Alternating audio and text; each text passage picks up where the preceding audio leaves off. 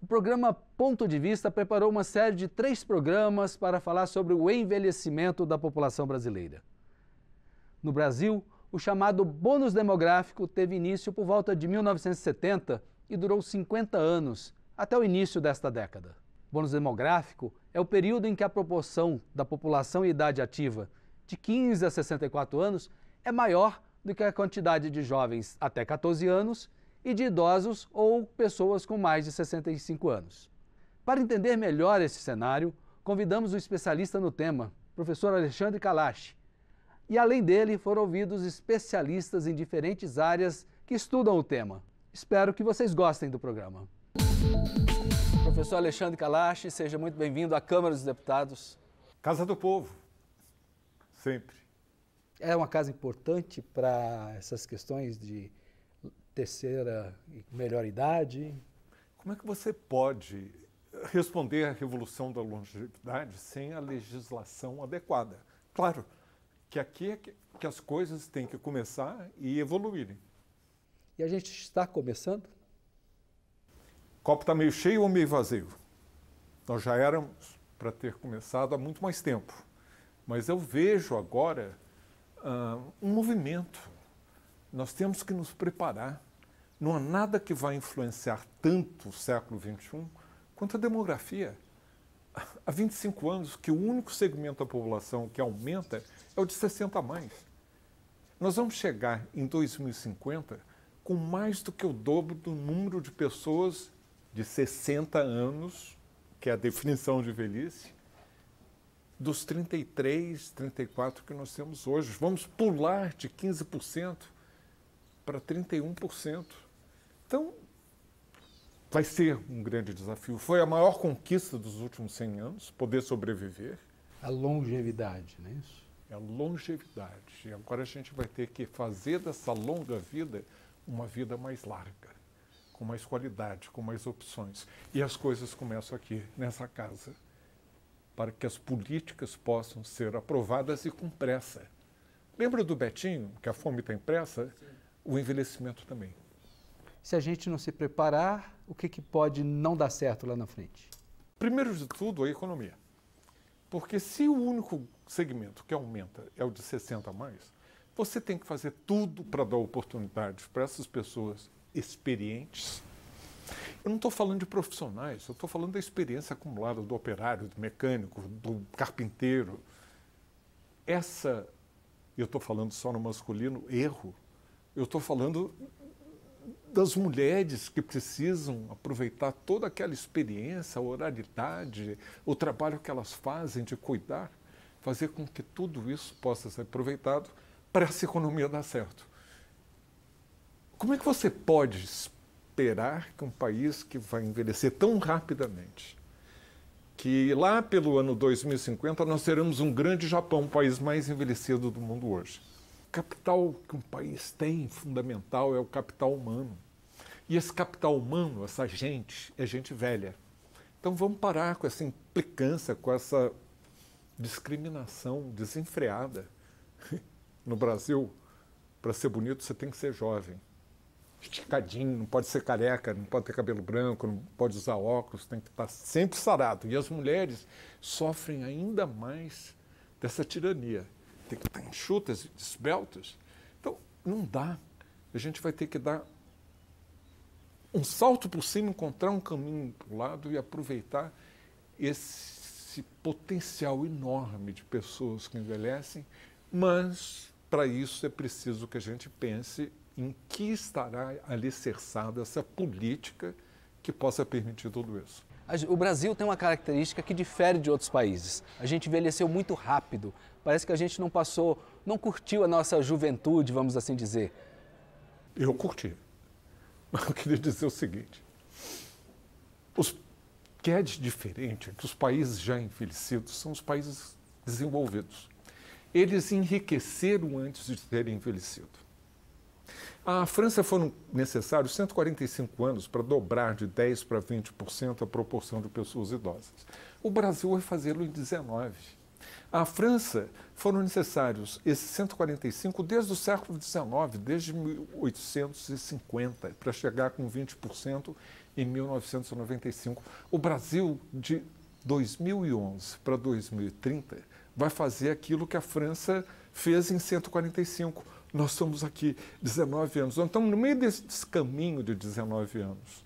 Então você imagina que desafio, porque a França foi envelhecendo pouco a pouco, e foi se adaptando, desenvolvendo políticas sociais. Não é só a França, outros países da Europa, e depois o Canadá, os Estados Unidos, o Japão.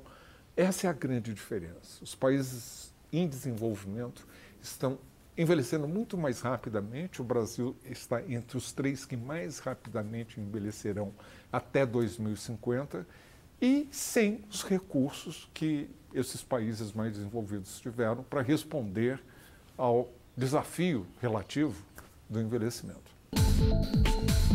Alguns dos benefícios desse bônus se manifestaram na redução da pobreza e na construção de um sistema quase universal de previdência. Agora, quando o crescimento da população idosa acelera, quase a ponto de se tornar maior do que o da população em idade ativa, os efeitos positivos tendem a diminuir. A volta de pessoas com mais de 60 anos para o mercado de trabalho é uma necessidade que precisa ser considerada? Quem responde essa pergunta para a gente é o Dr. Marcelo Neri. Quer dizer, na verdade, são vários pontos que você está chamando a atenção. Primeiro, o fim do bônus demográfico, quer dizer, é o fato de que a população dependente, que são os idosos e as crianças, principalmente os idosos, como você falou, está acelerando, predomina em relação à população economicamente ativa. Então, as pessoas que produzem, que estão ativas no mercado de trabalho, vão ter que ser mais produtivas para conseguir fazer com que a conta feche, porque quem trabalha é uma parcela menor da população e isso precisa ser endereçado. Até há pouco tempo, o Brasil é como se velejasse com vento a favor, impulsionado pelo bônus demográfico, e agora esse vento gradativamente não só diminui, como começa a soprar contra. Então, aí a gente tem um desafio e uma resposta fundamental a esse desafio é incluir as pessoas agora mais numerosas da terceira idade, aumentou 50%, as pessoas com 60 anos ou mais, as de 85 anos ou mais também aumentou 50% nos últimos 10 anos. Então, a gente precisa torná-las produtivas para produzir para a economia, para a sociedade e também se realizar, porque, vamos dizer, uma pessoa de 65 anos hoje não é a mesma coisa que uma pessoa de 65 anos há 20, 30 anos atrás. Ela tem muito mais atividade, ela tem muito mais saúde, muito mais planos, e esses planos precisam ser endereçados. Professor, esses recursos não necessariamente são ligados à estrutura do Estado, né? Às vezes não faltam nem questões financeiras, mas uma mudança de desenho, de prioridades. Hoje a gente faz creche, a gente trabalha com a ideia de fazer escolas para crianças, e isso vai ter que mudar um pouquinho, né? Essa mudança vai ser necessária?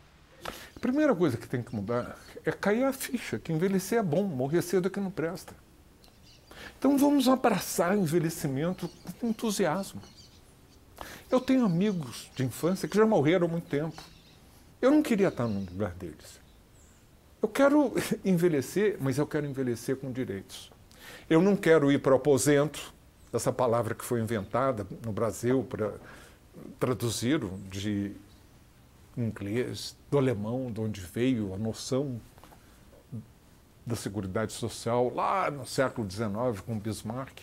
E alguém, nos anos 30, quando chegou a Seguridade Social no Brasil, botou aposento que remete a quê?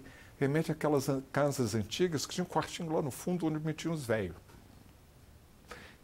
Eu vou envelhecer e estou envelhecendo na sala da frente, gritando pelos meus direitos, muito ciente do que eu quero para mim e para os meus pais. Mas não é só isso, não. Eu quero um mundo melhor, onde os jovens de hoje possam envelhecer com mais dignidade, com mais qualidade de vida. E faça as contas. Nós estamos em 2023, daqui a 27 anos, quem tem 23 anos vai ser um idoso. Nós estamos nessa velocidade.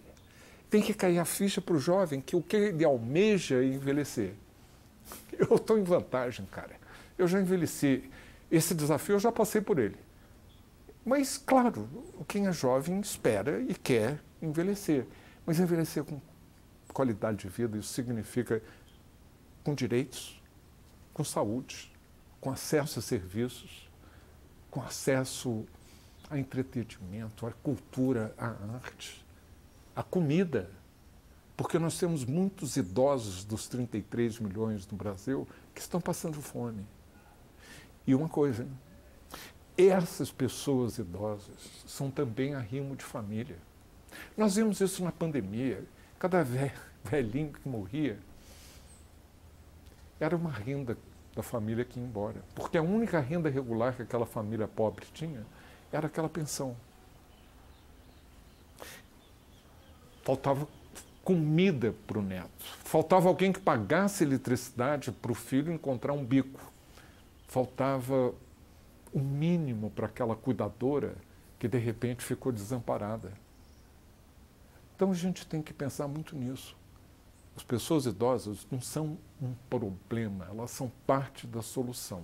E quando elas têm problemas, elas não são problemas. Quando tem problemas de saúde, de dependência, é obrigação da sociedade responder desenvolvendo uma cultura do cuidado. De loucura,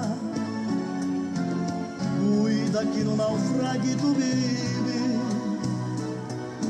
Quando a luz do sol se estiver apagando e bicicletas cansadas de vagar. Os senhores devem ter visto que o Brasil está envelhecendo.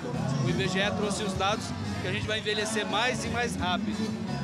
Mais atividades como essa vão fazer parte? Precisa? Como é que é isso? Claro que vai, claro que vai.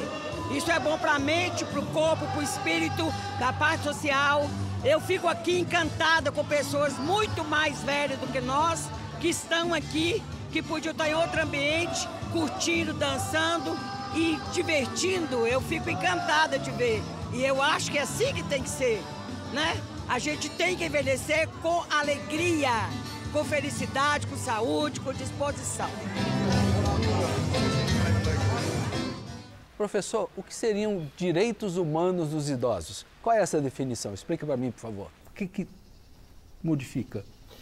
Modifica porque, à medida em que você envelhece, as suas necessidades mudam. Você, à medida em que vai envelhecendo, você se depara com idadismo, um preconceito. Eu não gosto de você porque você é muito velho. Remete a racismo. Eu não gosto de você porque você é negro. Eu não gosto de você porque você é mulher. Eu não gosto de você porque você tem uma deficiência física. Eu não gosto de você porque você não é um cis hétero.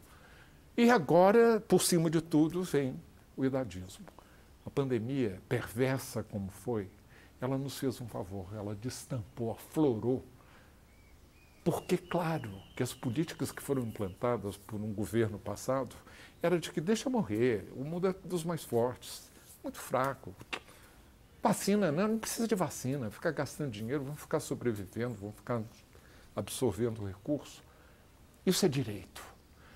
E o direito que a pessoa idosa deve ter é o direito, primeiro, à vida, depois à saúde, à aprendizagem ao longo da vida, direito a trabalhar, direito a se divertir, direito a ter um transporte público adequado, direito a uma moradia decente, digna, mas também direito de parar, de descansar, direito de dizer, eu já entreguei muito, agora eu quero ter esses anos finais que eu não sei quantos são, eu quero também ter esse direito da minha autonomia. Se você tem um propósito de vida que te faz levantar com ânimo, com garra, sabendo o que você quer fazer, propósito, você vai longe. Mas muita gente não pôde ter esse luxo, porque passou uma vida e você tem que entender envelhecimento como um curso de vida. Você é, na velhice, o resultado, a soma de tudo que você já viveu antes. Então, se você sempre foi maltratado, abusado, violentado, sem emprego digno... O Brasil tem hoje cerca de 2.500 geriatras no Sistema Único de Saúde, o SUS.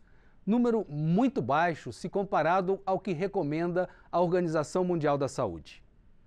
Em vez de um geriatra para cada 1.000 idosos, temos hoje um para cada 12.000. Geriatras são médicos que atuam no cuidado da saúde do indivíduo idoso. Mas há um outro grupo de profissionais que também trabalha com a pessoa idosa. São gerontólogos, que são profissionais que atuam em assistência social. E idadismo refere-se à discriminação ou preconceito baseado na idade. Quem vai conversar com a gente agora é o professor Humberto Miguel Garay Malpartida. Professor, quais são as causas do idadismo ou do etarismo? O idadismo é resultado de ser uma população iletrada, que não sabe o que a velhice significa, que não sabe que o processo de envelhecimento ele começa muito antes de nós visualizarmos a pessoa como idosa. Então, essa compreensão e essa integração, né, desses conceitos dentro do cotidiano vai, sem dúvida, diminuir esse idadismo. Porém, é um processo que vai demorar bastante, a gente sabe disso, e trabalha justamente para combater essa atitude dentro dos nossos profissionais formandos e promover isso dentro da população como educação não formal. Professor, você falou da necessidade de ter mais saúde e cuidado com os idosos.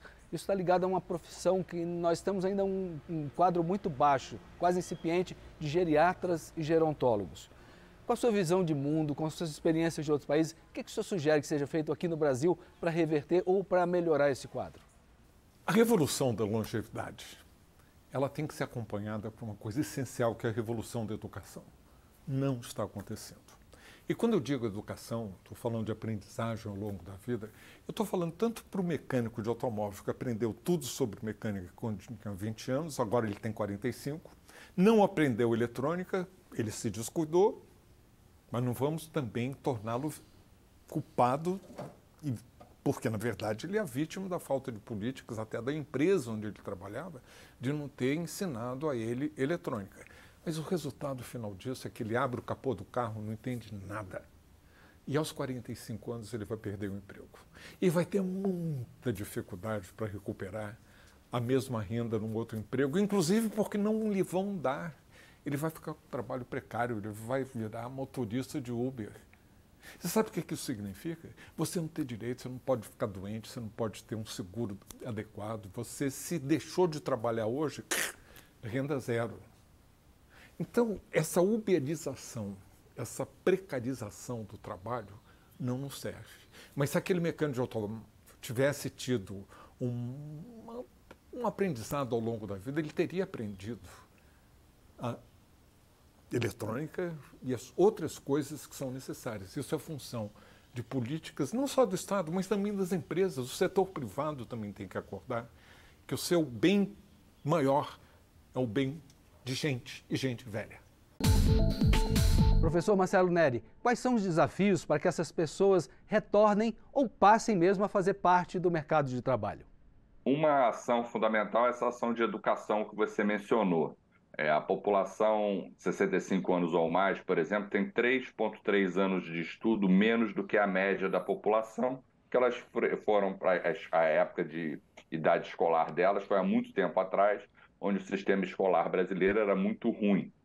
Não que seja uma maravilha hoje, mas ele evoluiu ao longo do tempo. Então, uma das ações é dar mais educação formal e educação específica, cursos técnicos, etc., para qualificar essa população da terceira idade. Uma segunda ação é uma ação de inclusão digital. Essa população ela tem a metade a taxa de acesso, por exemplo, à internet do que a média da população, embora não seja uma população com baixa renda, pelo contrário, população que tem renda, mas como eles não são muito distantes dos nativos digitais de hoje, a gente precisa de uma ação de inclusão para até você conseguir melhorar da formação via internet, busca de emprego, trabalho remoto, fazer uma jornada híbrida, etc. Então, esse novo mundo da internet pode permitir essa população se inserir com mais facilidade no mercado de trabalho e uma série de outras atividades. Mas, acima de tudo, a gente precisa de uma mudança cultural, encarar a população de terceira idade como uma população, empoderar essa população e com isso ela vai ajudar a população a se realizar e vai ajudar a sociedade brasileira como um todo.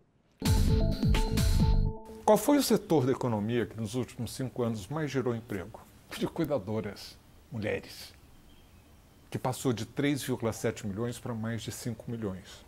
Ninguém valoriza isso porque é emprego de mulher, a mulher gosta de cuidar. Não.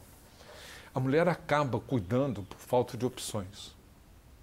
Porque, inclusive, os homens no Brasil conjugam o verbo cuidar desse jeito. Tu cuidas, ele cuida, ela cuida, vós cuidais. Eu não tenho nada a ver com isso, eu quero é ser cuidado. Não vai dar certo, Bilazoca.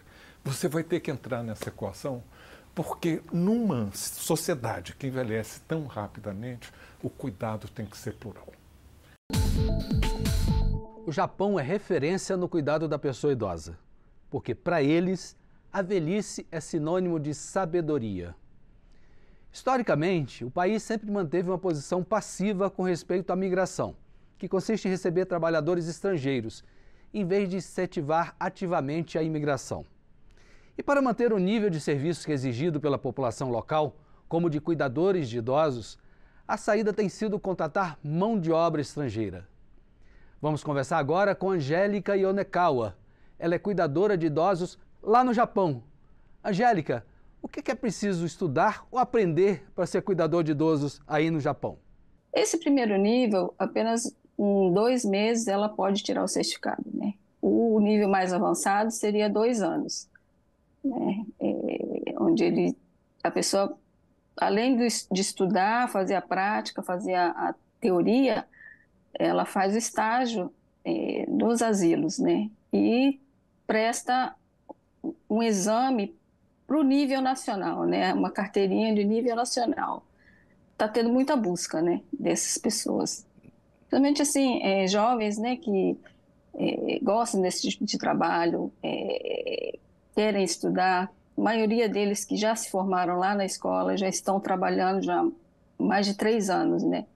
Já vai para o 5º ano que eles, depois da formação, eles já estão trabalhando, né, e trazendo as suas famílias também. Da assistência para idosos, existem vários tipos de instituições, né, asilos, no caso. Tem aquele que o idoso frequenta diariamente e volta para sua casa. Então, dependendo da situação de saúde do paciente, do idoso, ele vai determinar que tipo de assistência, que tipo de asilo ele vai frequentar. Mesmo aqueles que recebem assistência em casa, eles podem frequentar a instituição também, né? Dependendo do nível de tipo de assistência que ele possa receber, né? Segundo, estamos formando profissionais da saúde adequados para o século XXI? Eu vou falar como médico sou. Nós estamos treinando médicos hoje como eu fui treinado há 52 anos. Eu me formei em 1970, não tinha ouvido falar da palavra geriatria. 10% das escolas médicas no Brasil têm uma disciplina chamada geriatria.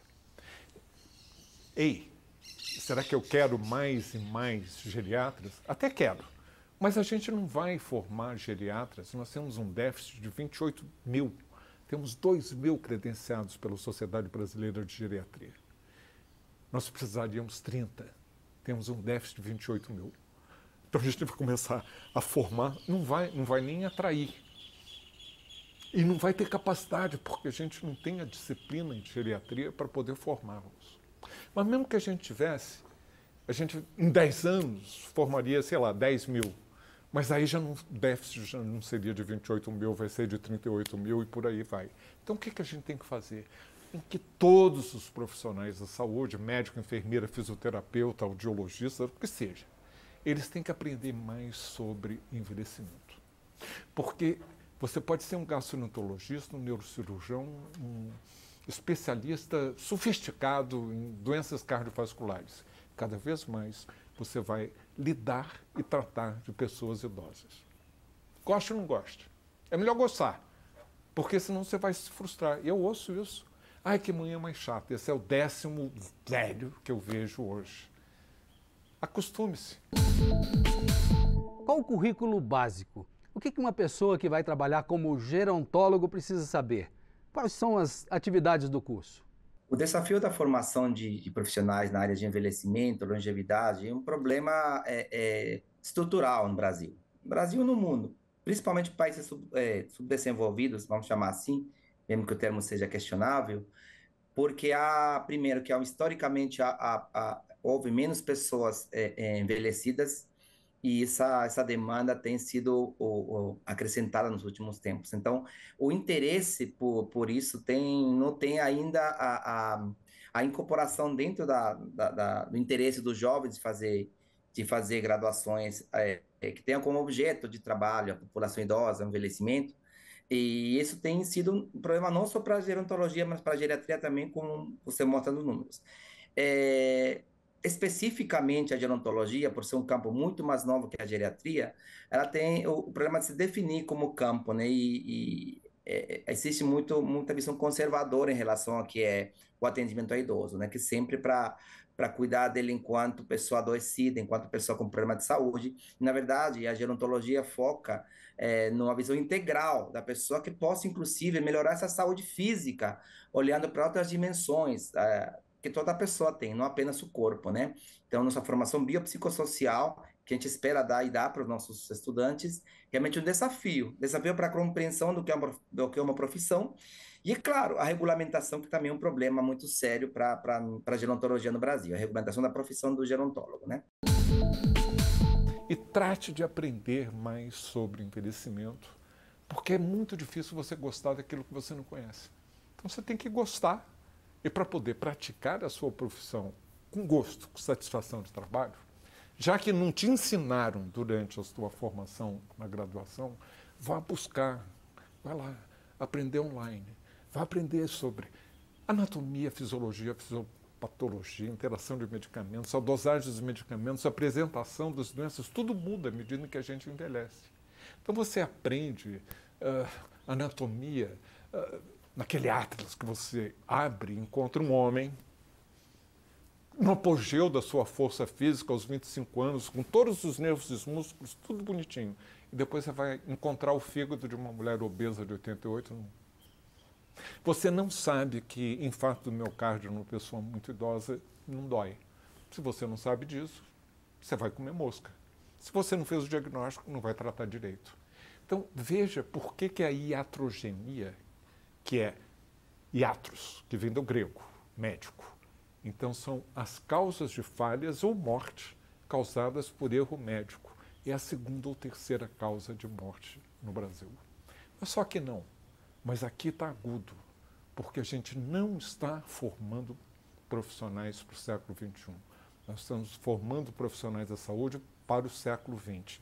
E deixa eu aproveitar para dizer que não é só profissional de saúde, é arquiteto, planejador urbano, é político, é pessoal da mídia, é o pessoal que mexe com DEI. Todo mundo tem que se adaptar, entrar na cabeça que eu sou um arquiteto. Eu fui chamado para reformar a casa de um ricaço.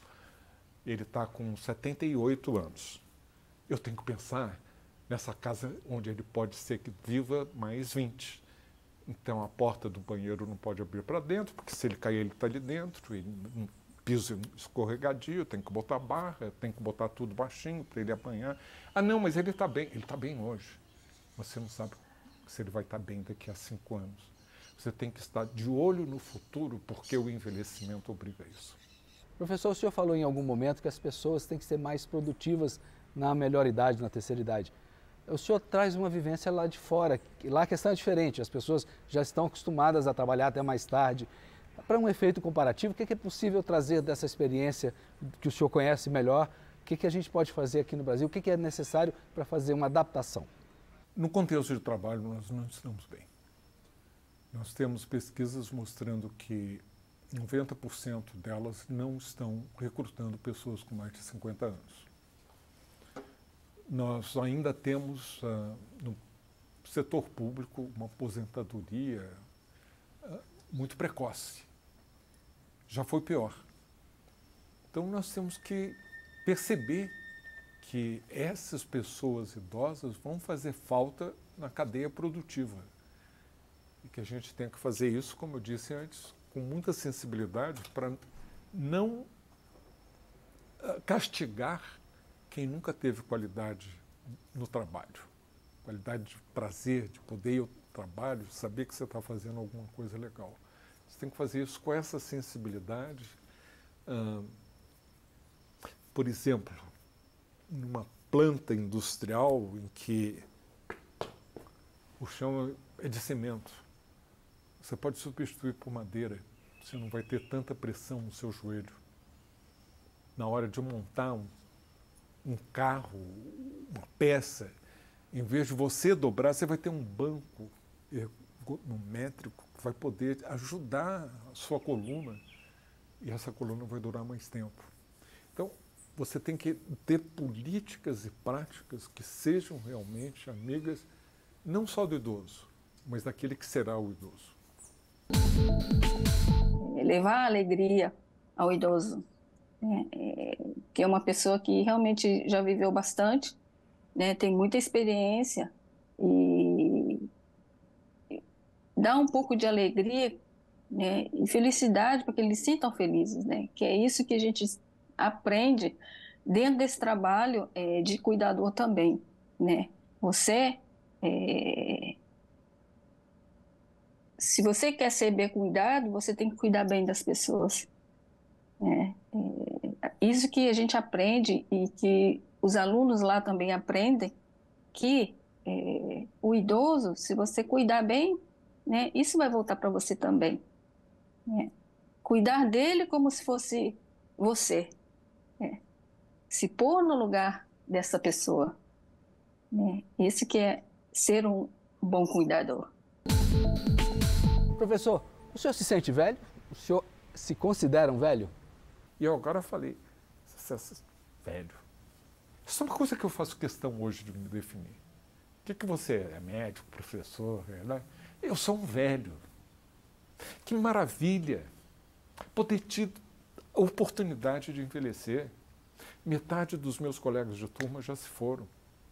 Envelhecer é bom, eu repito. Morrer cedo aqui não presta. E quando eu falo eu sou um velho, eu estou fazendo um esforço para desconstruir. Não, mas você não é velho, porque você está ativo, tá? Não, eu sou velho, porque no Brasil o velho é sempre o outro. Não tem nada a ver comigo. Então, olhe-se no espelho. Eu me olho. A barba está branca, a careca está aí, eu preciso de óculos. Essas rugas são marcas de coisas bem vividas. Então, vamos parar de falar de que velho é ruim. Eu não chamo uma pessoa de velha com medo de ofendê-la, mas eu me defino como velho, sabendo que eu posso fazê-lo, e é uma forma de desconstruir essa coisa de que velhice no Brasil tão arregada, esse país hedonista, da gente poder falar com prazer, com satisfação, com orgulho, envelhecer. Professor Kalash, muito obrigado por sua participação aqui nessa primeira parte do nosso programa, porque ele continua. Confira aqui na TV Câmara e no nosso canal no YouTube.